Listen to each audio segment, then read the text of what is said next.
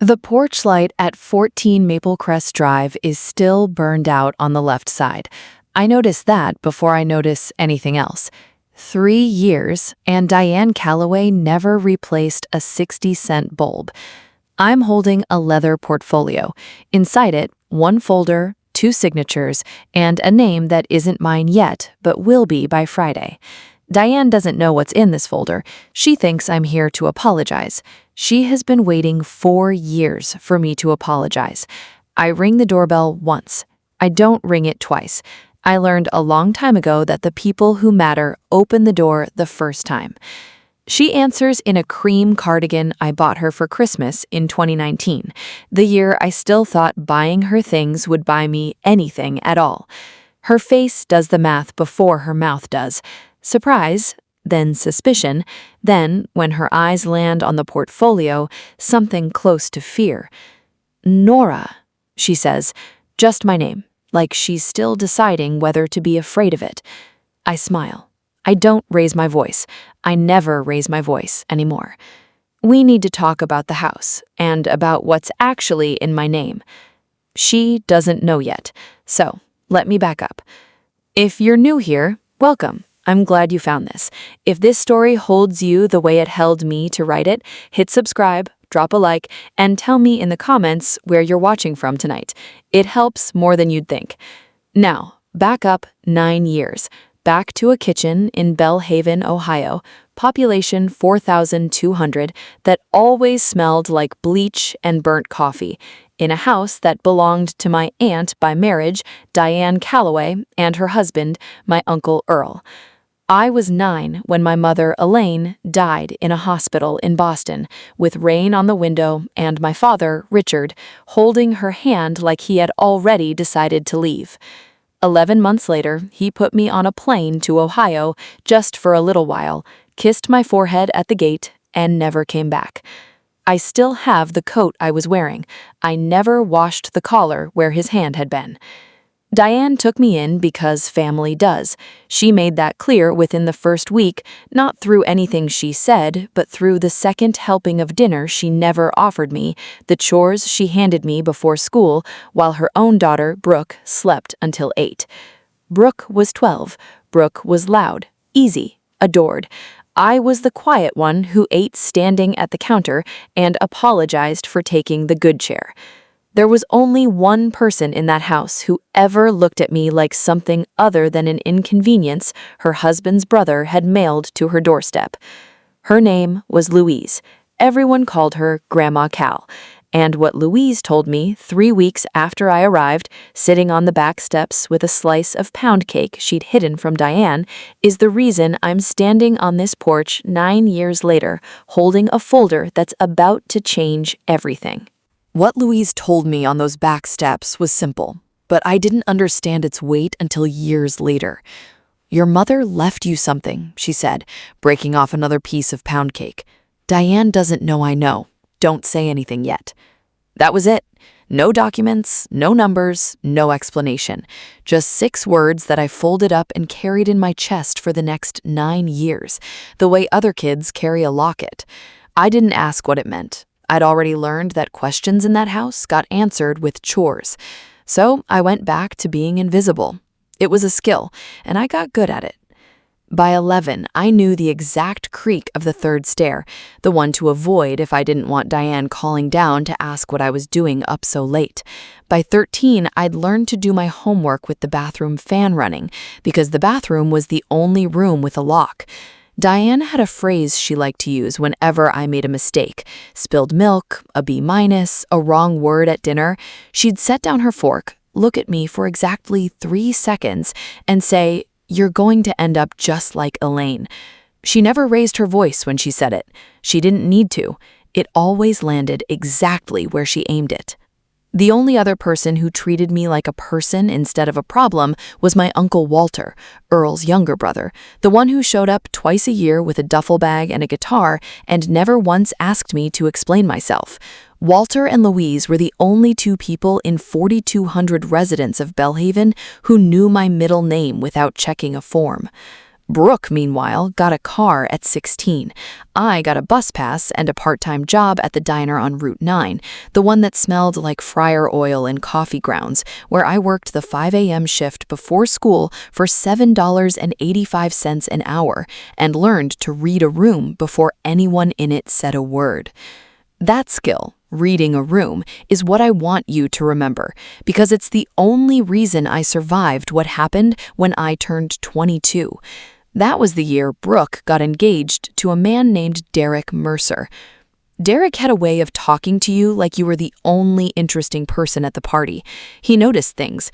He noticed when I refilled the ice without being asked, when I flinched at raised voices, when I went quiet in rooms where everyone else was loud. I told myself it was nothing, a future brother-in-law being kind. I told myself that for 3 months. I was wrong about a lot of things that year, but I was most wrong about this. I thought for the first time in my life that someone had finally chosen to see me. I didn't know yet what that choosing would cost me, or that the person it would cost the most wasn't Derek and it wasn't Brooke.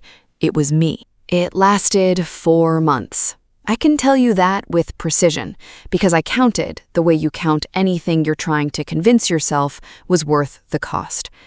Derek found ways to be in rooms I was in, a note left under a sugar bowl, a ride home from the diner since it's on my way, though it wasn't. By the 3rd month, he was talking about Phoenix, an apartment, a fresh start, a life where nobody called me Elaine's daughter like it was a diagnosis. I believed him. I want to be honest about that. I didn't get tricked in a single moment. I let myself be talked into it, one small lie at a time, because the lies were the first warm thing anyone had handed me in 9 years. Brooke found the texts on March 14th. I remember the date because it was also the day Diane stopped speaking to me entirely and started speaking about me in the 3rd person, while I stood 4 feet away. What happened in that living room over the next 6 hours is not something I'm going to perform for you with tears and raised voices, because that's not what happened, and that's not who I am. What happened was quieter and worse. Diane sat across from me with her hands folded and told 23 relatives, one by one, a version of events where I was the architect and Derek was the casualty. Earl didn't look at me once. Brooke didn't cry. She just stared at me like I'd reached into her chest and taken something out, which, in a way, I had. Derek didn't come to that living room. He sent a text to Brooke at 9:42 p.m. apologizing. To her, not to me. I never heard from him again. I was locked in my room for 11 days. Not literally, Diane was too smart for literal locks, but functionally. No car, no phone, meals left outside my door like I was something contagious. That's where Nathan comes in. Nathan wasn't blood. He was Diane's son from a marriage before Earl, the golden boy in that house in every way that mattered, the one with the football scholarship, the easy laugh, the framed photo on the mantle. He'd been away at school during all of it. When he came home and heard the family's version of the story, I expected him to look at me the way everyone else did. Instead, on day 9, he knocked on my door with a plate of food Diane hadn't approved and said, "I don't think that's the whole story." 3 weeks later, he told his mother he was going to marry me. I want to be clear about something because it matters. I never asked him to. I didn't want rescuing. I wanted to be left alone long enough to grieve the person I'd been before Derek, before the living room, before 23 relatives decided who I was. But Nathan had already decided, and in that house, decisions made by the golden son were final. The wedding wasn't a celebration, it was a verdict dressed in white, and the marriage that followed wasn't the end of my suffering. It was the room where it got worse. 6 weeks. That's how long Diane took a case against a woman 6 months pregnant. It started with a scarf, not mine, a navy one. Men's cologne worked into the fibers, folded into the bottom of my laundry basket on a Tuesday while I was at a prenatal appointment. I didn't even notice it until Diane found it 3 days later, holding it up in the kitchen like evidence in a courtroom she'd already decided the verdict for. Then came the phone. Nathan's phone, with a string of texts from a number saved as M, texts I never sent, from a man named Marcus Webb, who worked 2 desks down from me at the insurance office, and whom I had spoken to a total of 4 times, always about claim files. Diane had photographs of those texts, time-stamped, printed, not screenshotted, printed like she wanted them to feel permanent in his hands. Nathan didn't ask me first. That's the part I never forgave. Not the scarf, not the texts, the order of operations. He believed the folder before he believed 6 months of marriage. He confronted me on a Sunday, in the kitchen, with Diane standing in the doorway pretending to fold towels. I remember exactly what I was doing when he set the printed pages on the counter. I was holding a glass of water with both hands because my fingers had started swelling that week. And I remember thinking, with strange clarity, she timed this for when I'm too tired to fight. I didn't raise my voice. I told him to call Marcus Webb himself right then in front of his mother. I told him to ask his mother where she got a man's cologne in a house with no men in it but him and Earl. I watched something shift in his face. Not full belief, not yet, but the first crack of doubt aimed at the right person.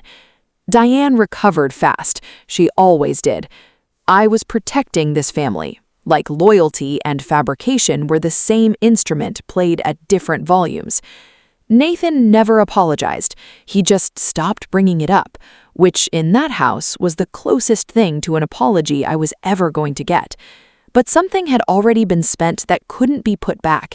His certainty, my safety in that kitchen, the 4 pounds I lost that week that my doctor flagged at my next appointment, the one where he first used the word stress like it was a diagnosis instead of a description. 3 weeks later, he used the word emergency twice in one sentence. That was the night I stopped negotiating with my own survival. I left on a Tuesday. I took $340 in cash, the clothes that fit me, and nothing with the Callaway name on it. I didn't leave a note. I'd spent 9 years being explained by other people. I wasn't going to let my exit get explained by them too. The next 18 months are not a montage. There was a studio apartment above a laundromat in Columbus. There was a job answering phones for an insurance office at $14 an hour. Then a better one. Then a license. Then a desk with my own name on it. There was a son, born on a Thursday in October, 8 pounds even, with Nathan's stubborn chin and none of his family's silence in him.